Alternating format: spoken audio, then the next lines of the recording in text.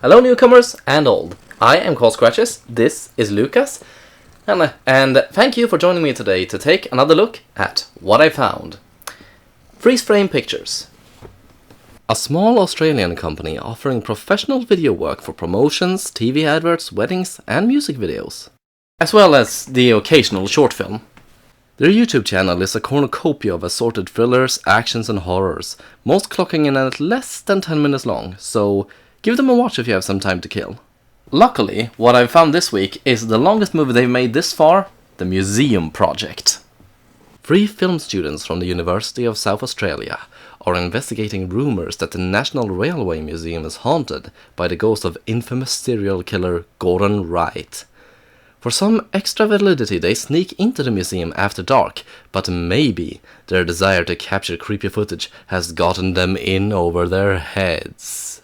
It's a familiar setup, but as we all know, a movie, it doesn't have to be original, it just has to do well with what it's got. So, let's take a look and see if the Aussies know what they're doing, or if they've just ended up wasting all of our time. And if they do waste our time, let's hope it's not a lot of it. The movie opens with our leading lady Ali reiterating what I just said in documentary form, with a lot of very obvious jump cuts. I'm gonna err on the side of caution and say it's the students that aren't professional yet, so they have to do a lot of retakes rather than assuming it's actually freeze frames that aren't very good at their jobs. The characters are the show host Ali, played by Alison Wills, sound guy Ned, played by Ned Holland, and cameraman Paul, played by Paul E. Thomas. They're currently framing their investigation at the emptiest damn university I have ever seen, while waiting to start filming at the local railway museum around 1 o'clock. In the meantime, they exposit some backstory explaining how the museum came to be haunted in the first place. Wright was a train conductor and enthusiast who worked in the railway industry between 1979 and 1985. Alright, why is his photograph in black and white? I mean, I know the 2000s and 21st century thing, it's a bit confusing, but it doesn't actually mean Australia is a century behind the rest of the world. I'm not British, I can't make that joke. Anyway, rather than letting himself get caught, Gregory threw himself in front of a train which now resides at the National Railway Museum in Adelaide, although not everyone agrees there's any truth in that, such as Bill, the museum manager, played by Raymond Fountain. Look, I'm not sure what you want to hear, but all that ghost stuff is a myth. A myth? It's just a story the locals have made up to scare each other and has actually caused us trouble here in the past. So, no ghosts then. Bummer. And to make it even worse, they're not allowed to film at night! So we're now inside the museum and the crew and I are gonna look around and see if we can find any signs of paranormal activity. With or not, I don't know. Good to know they're taking this about as seriously as I am. Not that I blame them, filming in daylight kind of saps the suspense out of a ghost hunt, and despite doing their best to make it unsettling, I think, it just isn't working. Even with the ghost helping them out a bit.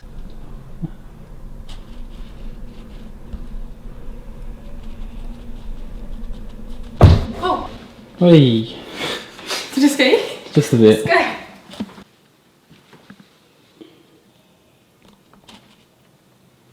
I know that's supposed to be ominous, but I'm just left questioning the logistics of spirits with material possessions.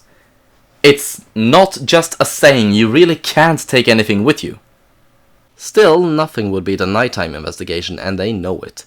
So, when closing time approaches, Ali realizes she could just leave a door unlocked so they can sneak in after dark, because nothing screams professional like trespassing. On that note, personally I don't have any moral qualms about guerrilla filmmaking in a public space, but I don't understand how it works on a legal level. I mean, it's a little bit difficult to convince a jury you didn't surreptitiously record film without a permit in a public space when you intend to distribute the very film that you shot in a public space without a permit. Especially when you're breaking and entering. Do you just do it anyway and deal with the fallout? However it's done, the crew prepares for nighttime, and a few hours later they jump a fence and enter a pitch-black mausoleum of metal, stone, and memorials for the long dead. This movie is dark, not so much in tone, but the characters can barely see as far as their arms reach in the darkness. The museum really feels strange and unsettling, and if you were there you can definitely imagine how someone might believe a place like this is haunted. You're stretching the student's excuse very thin. You have, what, 3 or 4 hours to get the footage you need and then get out of there before anyone notices? You really don't have time to be faffing around. This carriage in particular is one of the oldest in the museum, and being here at night is unnerving, to say the least. Good. Now, if you just keep this going with no more... Just quick, I gotta just check that I brought the extra batteries for the light.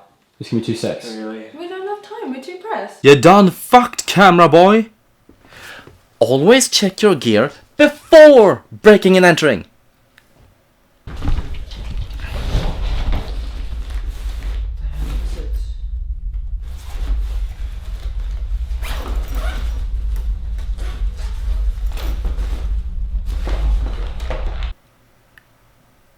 Alright then. Kudos on a very strong spook. That was genuinely unsettling. It feels as like we're not meant to be here. Your answer is correct! You won! Ha! Joke's on you. It is in fact a stop signal. One that strangely doesn't work when pressed again. But I do believe its message should be heeded.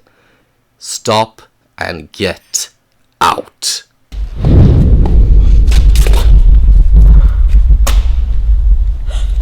What was that? Do you reckon it's like it's legit? I reckon this place is the real deal.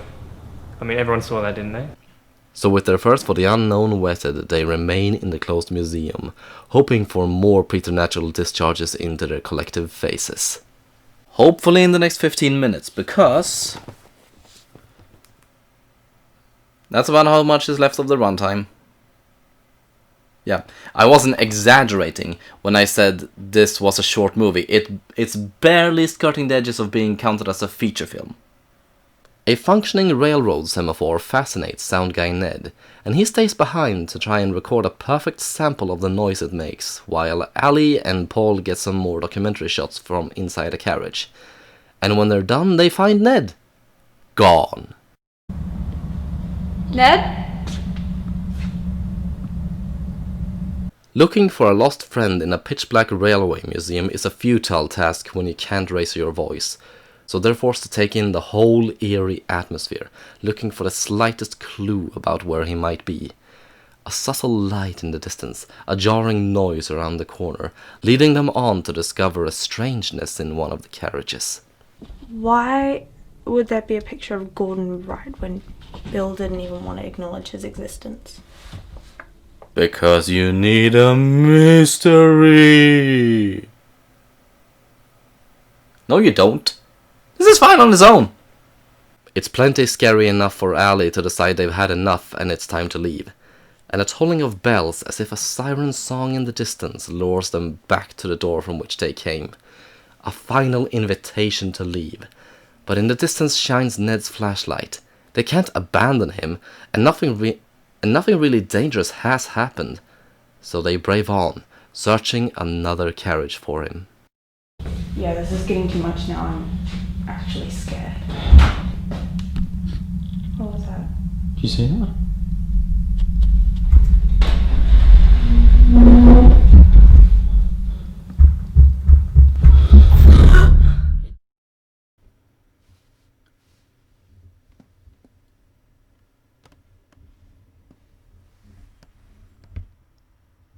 Is it over?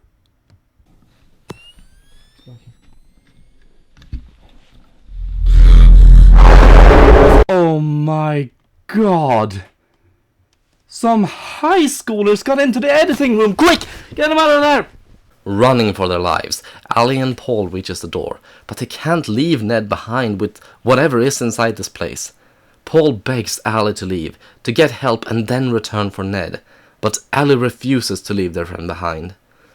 A sudden scream echoes through the building. Ned is alive and close.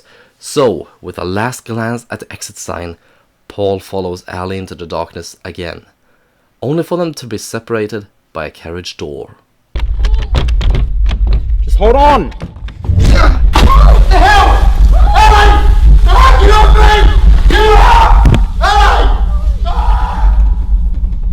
Remember kids, always dress appropriately. You never know when you're gonna drop dead.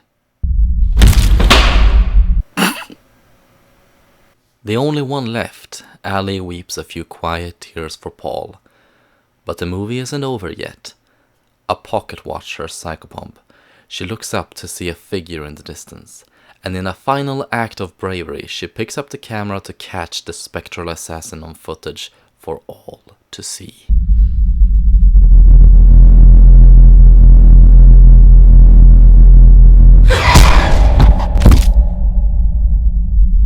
And that was the Museum Project. It's pretty short, but for what it did with its time, I think it's actually pretty good. Wait, what? What's going on? What? What's that? What? What? What? What? What? What? What the fuck? Bill was the ghost? The fuck kind of sense does that make? Why did he show himself? Why did he turn the camera back on? Is he an actual employee at the museum? Does he have a salary? Does he have a bank account? What? Whatever. Aside from that ending, the Museum Project is a really solid movie. I'm not sure I'm allowed to make this statement when I haven't reviewed any real stinkers yet, but I have seen some shit cobbled together by amateurs for their first movie project on YouTube. This movie is a Citizen Kane above those films, but it's not a perfect movie. It does a very good job trying to convince you the footage is real, it doesn't feel contrived or staged, and the characters feel like real people. But shoddy if scarce visual effects, the occasional production mistake, and that ending, keeps it from being a true found footage masterpiece. I feel like Darkness has gotten a reputation as a cheap stand-in for scary imagery in horror movies, but it's used very effectively in this film. The characters feel isolated and alone, and when the hostile presence finally makes itself known, the tiny cone of light from the camera becomes our whole refuge from it. One can forgive the shoddy camera work when these guys are only student filmmakers, and not professionals yet, but some things stretch the limits of my disbelief. For one, I was a film student, but I never walked around filming whatever. I only turned on the camera when it was time to shoot something specific. Maybe I wasn't passionate enough or something, but the way they kept filming everything, no matter, felt a bit pointless to me. As for the length of the film, it clocks in at about 45 minutes, and what was done in that time frame is impressive. In 45 minutes, it packs the same punch as a standard hour-and-a-half movie does, and being so short meant every clip and scene had to be essential to the movie. There's no fluff or nonsense or scenes that go on for too long. It's a perfectly refined concentration of horror cinema. Having said that, I feel dissatisfied. This movie feels like a single leaked episode of a TV show that never aired. It was excellent, but there wasn't enough of it. I give the Museum Project 8 out of 11. Despite its many strengths, I have to hold the length, the effects, and the ending against it. Thank you all for watching, and I have noticed you are watching. At this point in time, I have 9 subscribers on YouTube. Just one more, I will have reached 10. And I don't know, I feel like I should do something special for when I do reach 10 subscribers, so...